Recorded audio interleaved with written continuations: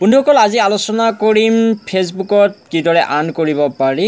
ষ্টাৰ্স কিদৰে সেটআপ হয় বা বোনাস কিদৰে সেটআপ হয় বা সাবস্ক্ৰিপশন আৰু ইনষ্টিম এডস কিদৰে সেটআপ হয় বহুতে মোক খুদি থাকে যে ফেসবুক কিদৰে মনিটাইজ কৰা হয় বা মনিটাইজ কৰিব লাগে বা ফেসবুকৰ অলপ তথ্য লাগে গতিকে আজি ভিডিওটো তেওঁলোকৰ কাৰণে বনাইছো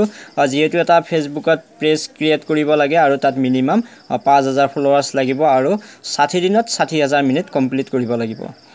এইখিনি কমপ্লিট কৰাতে কিছুমান ক্ৰাইটেৰিয়া থাকে এই ক্ৰাইটেৰিয়াসমূহ খুব সাৱধানে কৰিব লাগে যে সপ্তাহত চ্যালেঞ্জ থাকে 30টা ফলোৱাৰ্স লাগিব এসপ্তাহত বা 9টা পাব্লিক পোষ্ট লাগিব বা 14টা কমেন্টৰ ৰিপ্লাই সম্পূৰ্ণ হ'ব লাগিব এটো মাত্ৰ 7 দিনৰ এটা ৰিৱাৰ্ডস থাকে এই ৰিৱাৰ্ডসটো কমপ্লিট কৰাৰ পিছত আকৌ নেক্সট এটা স্টেপ আহে এই স্টেপটো হৈছে এটা লেভেলস থাকে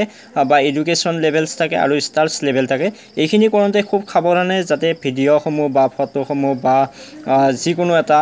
হেৰিটমতে যাতে কপিৰাইট নহয় যদি একটা সম্পূৰ্ণ শুদ্ধ থাকে তেতিয়া হলে ষ্টাৰ্সটো সেটআপ হৈ যাব বা সাবস্ক্ৰিপশনস সেটআপ হ'ব বোনাসটো সেটআপ হ'ব কিন্তু গোটেইখিনি কৰোঁতে ৰিস্কটো প্ৰয়োজন হয় ৰিস্ক কোড পোৱা যায় ফটো বা ভিডিও বা লাইভত নতুবা ৰিলছত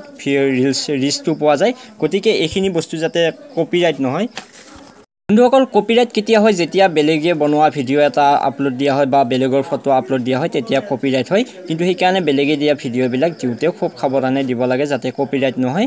পাৰফৰম্যান্সটো চাব লাগে পাৰফৰম্যান্সটো যদি ক্লিয়াৰ থাকে লাখৰ ওপৰত থাকে তেতিয়া হলে মনিটাইজ হোৱাত সুবিধা হয় যেনেকুৱা ৰিচ হৈছে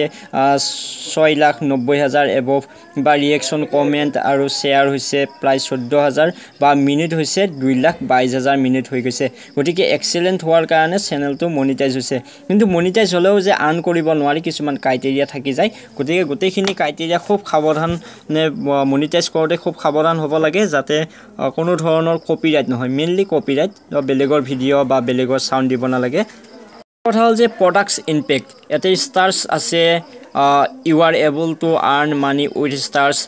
starsৰ পৰা আৰ্ন কৰিব পাৰি বা আদাৰ মনিটাইজেশন টুলছৰ পৰা পাৰি বা সাবস্ক্ৰিপশনৰ পৰা আমি